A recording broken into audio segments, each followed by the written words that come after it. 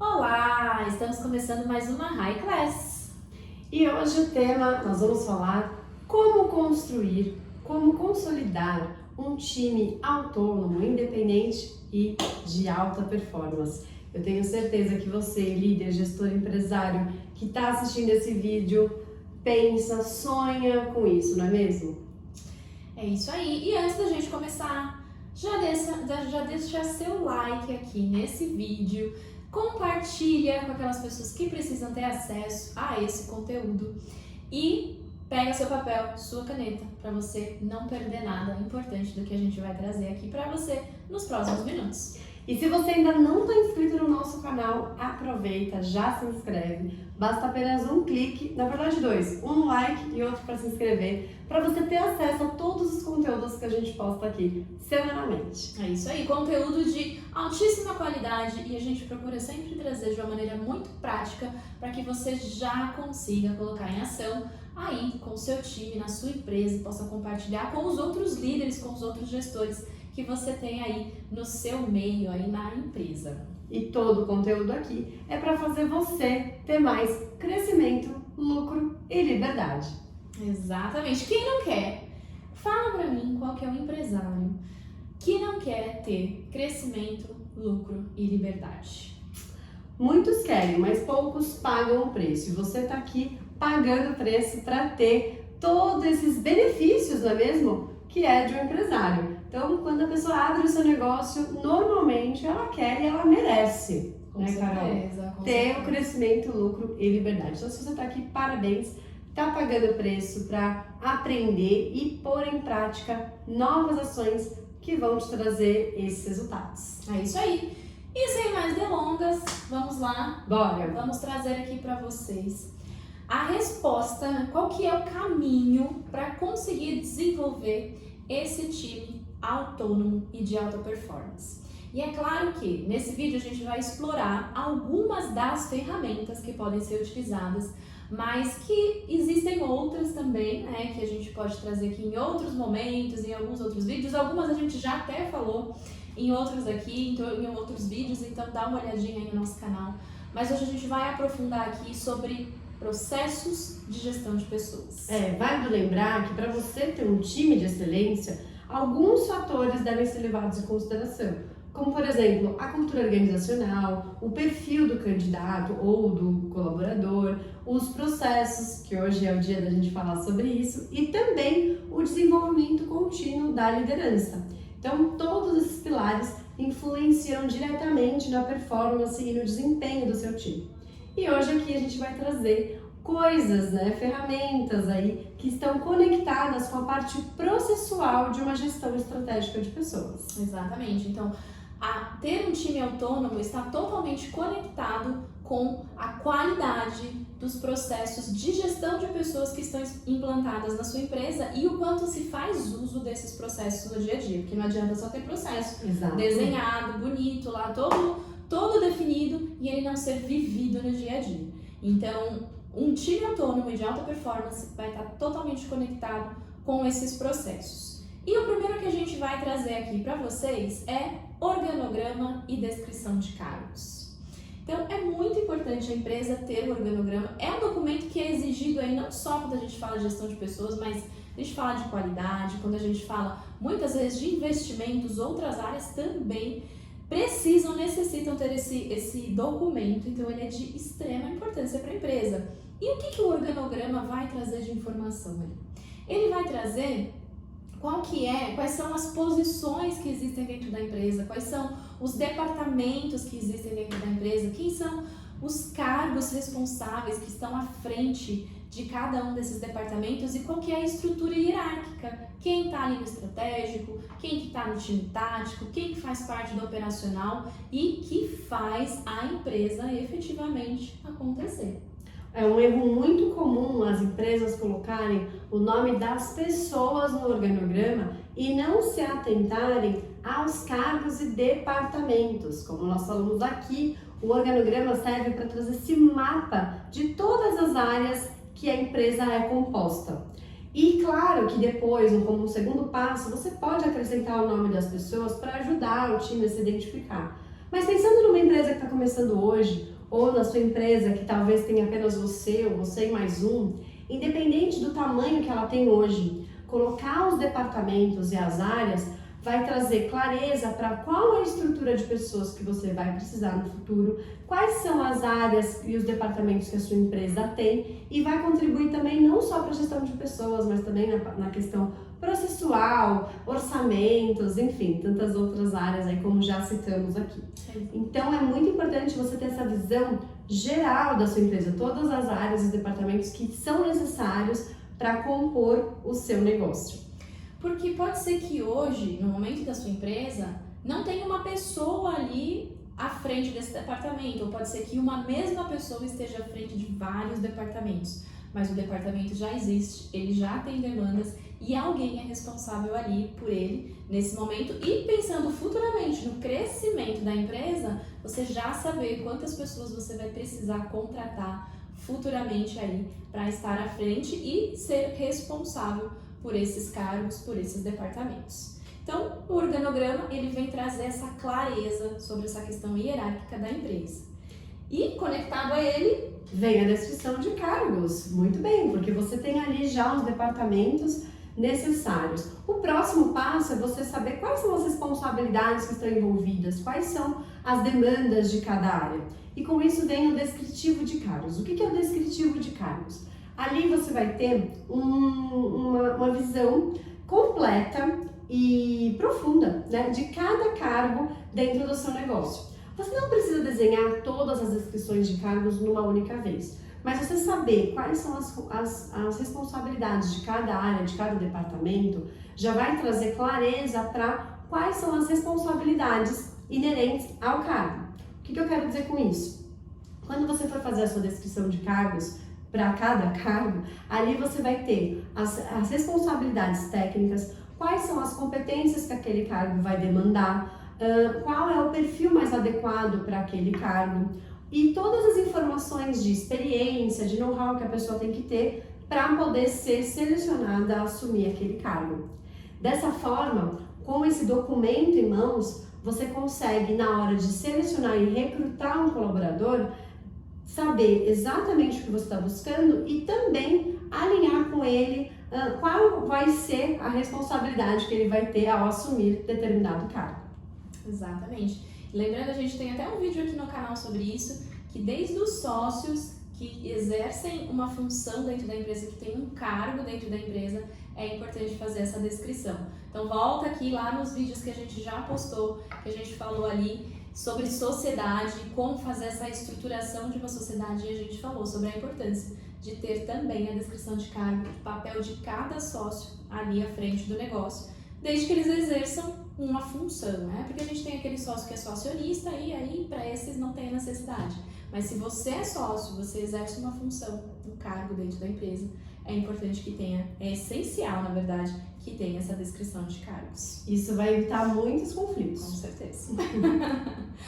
Segundo ponto que a gente vai trazer aqui para vocês é alinhamento de expectativas e tudo isso conectado a políticas, normas e a cultura da empresa. Será que é importante alinhar expectativas? Será? Sim ou com certeza? Com certeza é. E esse alinhamento de expectativas não é nada algo fora do mundo. Nossa, mas como que eu vou fazer um alinhamento de expectativas? A comunicação é a maneira mais clara de fazer esse alinhamento de expectativas. E por que a gente traz a importância de esse alinhamento de expectativas estar conectado com as políticas, com as normas, com a cultura da empresa? Porque tem que ser comunicado para o colaborador o que se espera dele ali dentro da empresa. O que a empresa espera que ele entregue, como a empresa espera que ele se comporte, o que a empresa espera que ele traga de ideias, o quanto a empresa espera que ele participe do negócio. A empresa quer ter um time que tenha aquele espírito de dono ou não? A empresa não quer ter colaborador assim. O que a empresa tem de expectativas com relação a quem está ali do outro lado, com relação a quem está no time? E é importante para eles saberem disso. E além disso, você consegue, nesse momento, alinhar expectativas comportamentais, expectativas de resultados, expectativas de visão de futuro também. Então, tudo você pode colocar nesse momento. Como a Carol colocou, você espera que eles tenham espírito de dono? Tem empresas que um comportamento como esse faz sentido, tem empresas que não faz. Então ali, nesse momento de alinhamento, é onde você traz para o colaborador quais são as normas da empresa, quais são as regras da empresa, como que a empresa enxerga o colaborador, o que a empresa pode oferecer para o colaborador como crescimento, por exemplo. Tem empresas que talvez você não consiga crescer na hierarquia, mas você consegue crescer horizontalmente. Então, nesse momento de alinhamento de expectativas, é a hora de ficar tudo claro. Quais são as possibilidades que a empresa tem, quais são os períodos de férias, quando o colaborador pode tirar férias, o que é esperado de comportamento, quais são os resultados esperados dele. E ele também pode falar sobre quais são as expectativas dele com a empresa. E ali, tudo ficar esclarecido e alinhado para que no trabalho, no dia a dia, não fique aquelas suposições, né? Eu achava que, eu esperava que, eu quero isso daquele, eu gostaria daquilo, sem realmente, de fato, algo conversado, negociado e esclarecido. E é importante, né, quando a gente tem esse alinhamento de expectativas, o colaborador também consegue enxergar onde ele pode chegar. Quais são as possibilidades de crescimento que eu tenho aqui? Será que a empresa enxerga em mim um potencial colaborador para continuar crescendo e assumir uma posição de liderança? Ou não, a empresa não enxerga isso em mim e eu tenho que me alinhar a essas expectativas como colaborador. Então esse alinhamento dos dois lados ele é super importante para que haja essa conexão, porque senão um está caminhando para um lado, o outro está esperando outra coisa e aí começa essa desconexão, aí vem, o colaborador está desengajado, não entrega o que é esperado, mas será que ele sabe, será que ele tem clareza o que é esperado? Muitas vezes, quando a gente aplica pesquisas de clima, tem uma pergunta, né, uma parte que fala sobre isso ali, e o colaborador fala, eu sei quais são as expectativas, entregar um bom trabalho.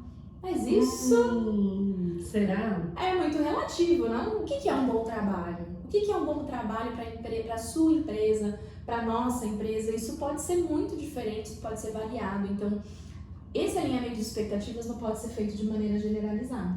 Né? Não é uma coisa assim, eu espero que você entregue além do esperado. O que é esperado? Exatamente. Então, ter essa comunicação clara, objetiva e frequente, não adianta também comunicar uma única vez, vamos sentar aqui para alinhar expectativas e nunca mais falar com o colaborador sobre isso. Tem que ir sendo feita uma checagem, será que está sendo atendido? O que precisa ser melhorado? Né? E aí a gente já começa a entrar no terceiro ponto que a gente trouxe aqui. Perfeito. Que é o acompanhamento desse colaborador. E como que a gente faz o acompanhamento do desempenho dos funcionários de uma empresa? Existem algumas ferramentas que a gente vai trazer aqui para vocês que a gente mais utiliza na nossa consultoria. Uma delas é a avaliação de desempenho. A avaliação de desempenho ela é um documento onde você tem ali os critérios que vão ser avaliados do funcionário, podendo ser critérios técnicos, então quanto à questão do trabalho dele propriamente dito, né? Então vamos supor que é um cargo de comercial. Então ali ele tem que fazer prospecção de clientes, abordagem de clientes, apresentação de proposta e fechamentos, por exemplo. Então como que está sendo, né, a prospecção dele? Está prospectando de forma coerente? Ele está trazendo resultados? Ele elevou o número de prospecção dele nos últimos meses ou nas últimas semanas? Isso são os critérios técnicos de uma avaliação de desempenho. Ou seja, você avalia ali como que está o trabalho dele propriamente dito. Outro critério que você pode utilizar são questões comportamentais. Como é que está o entusiasmo desse colaborador? Quando ele vai se apresentar para um cliente, ele vai entusiasmado? É importante, né? Quem é do comercial aqui sabe o entusiasmo nas vendas. Então, entusiasmo, por exemplo, pode ser uma questão comportamental que você pode avaliar. Uma outra coisa, otimismo. Então, você pode selecionar ali quais são os comportamentos que você vai avaliar. E além disso também a avaliação com a questão cultural, como essa pessoa que está assumindo esse cargo se comporta na questão cultural, como ela vive os valores, ela entende o propósito da empresa, ela cumpre a missão da empresa, ela realmente acredita naquela visão de futuro que a empresa tem. Esses 3 macro critérios que é responsabilidade técnica, questões comportamentais e cultura organizacional, vão poder trazer para você ali um panorama geral desse colaborador que você está avaliando o desempenho dele. E aí você pode colocar formas de tangibilizar isso, ou seja, de 1 a 5, de 1 a 10, qual é a nota que você dá para ele, qual é a nota que ele se dá, e aí vocês também podem chegar no consenso. Essa é uma forma de você acompanhar como está sendo a evolução.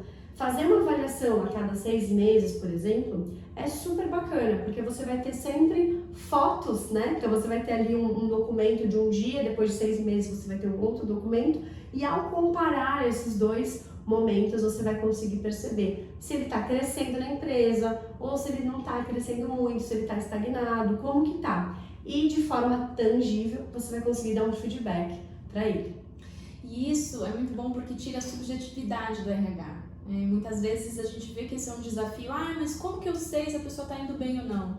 Então, esses critérios bem definidos, bem elaborados, ali estando claro para o gestor o que precisa ser avaliado, vai tirar essa subjetividade do eu gosto, eu não gosto, e você vai ter números claros ali para falar, poxa, esse colaborador ele vinha com uma performance 3, mas olha como ele apresentou um resultado melhor e agora ele está quase em 5 aqui nesse quesito. Ou, o contrário também, nossa, esse colaborador performava 5 e agora ele está aqui no 3, o que está acontecendo, o que eu preciso fazer nesse sentido? Então, traz informações para o gestor conseguir fazer uma gestão muito mais assertiva, muito mais eficaz no dia a dia. Porque depois que ele faz a avaliação, ele não pode pegar essa avaliação e guardar na gaveta. Sim. Ele tem que pegar aquelas informações e aí, agora ele vai ter um momento de feedback com o colaborador. Ele precisa trazer para o colaborador ali uma tradução do que foi avaliado. Olha, quais são os pontos positivos? Nossa, continua assim, muito bom. Quais são os pontos que precisam ser desenvolvidos, que são pontos de atenção aqui? Culturalmente, o que precisa ser trabalhado? Será que essa pessoa está precisando de algum resgate, de algum valor, de alguma informação sobre a cultura? Então, ter esse momento com o colaborador para trazer essa devolutiva para ele vai ser super importante, porque se não tiver esse momento, vai ser uma avaliação que não vai trazer, não vai surtir nenhum efeito, nenhum resultado. Então o feedback, tem vídeo aqui no canal falando sobre o feedback, vai lá, dá uma assistida também para complementar o conteúdo para você e tenha esse momento de feedback, aponte com o colaborador o que foi muito bom e o que precisa ser melhorado. E já parta para o plano de desenvolvimento individual. Então, baseado no que precisa ser desenvolvido, por onde nós vamos começar? Quais são as competências que a gente já vai sair daqui com um plano de ação para ser desenvolvida com esse colaborador? E depois desse plano de ação, é importante lembrar que ele precisa ser acompanhado. Porque um plano de ação que não tem acompanhamento não tem muita utilização, não tem validade. Então, desenvolva esse plano de desenvolvimento individual com o colaborador e depois faça esse acompanhamento de uma maneira periódica e vá acompanhando a evolução dele, trazendo novas orientações, usando novas ferramentas, buscando novas maneiras dele se desenvolver. Isso faz parte do papel do gestor, do líder que está ali à frente do departamento e com certeza vai contribuir para a performance aí não só do colaborador, mas do time como um todo. O que é importante ficar para você aqui hoje é o seguinte: toda vez que você pensar em ter um time de alta performance, um time de excelência, lembre-se de que é responsabilidade da empresa entregar para essa pessoa os recursos necessários. E quais recursos são esses? Primeiro, o conhecimento de qual é de fato a responsabilidade que ela tem. Segundo, quais são os resultados que ela tem que entregar. Terceiro, as expectativas perante o trabalho que ela está desenvolvendo. Quarto, infraestrutura necessária, talvez um computador, uma mesa, enfim, as ferramentas que essa pessoa precisa para entregar um devido trabalho. E o acompanhamento também, alinhamento de expectativas, feedback, avaliação de desempenho e tudo aqui que a gente já trouxe para vocês, para que vocês possam sim cobrar do colaborador conforme aquilo que vocês entregam. E sair dessa subjetividade, sair daquela impressão, daquela questão sentimental, emocional, que muitas vezes fica e toma muito tempo de um líder, de um gestor, acreditando, achando, supondo que o time deveria ser melhor. Então, o gestor, a empresa, é responsável por isso. Então, aproveite todo esse conteúdo que a gente entregou aqui para vocês, reveja como estão os processos da sua empresa, o que é que você pode fazer ainda melhor do que você já está fazendo e assim ter resultados de excelência. Exatamente. Então, por hoje, finalizamos por aqui. Mande sua dúvida se você tiver, deixa aqui que a gente está sempre acompanhando. E nos vemos na próxima High Class. Tchau!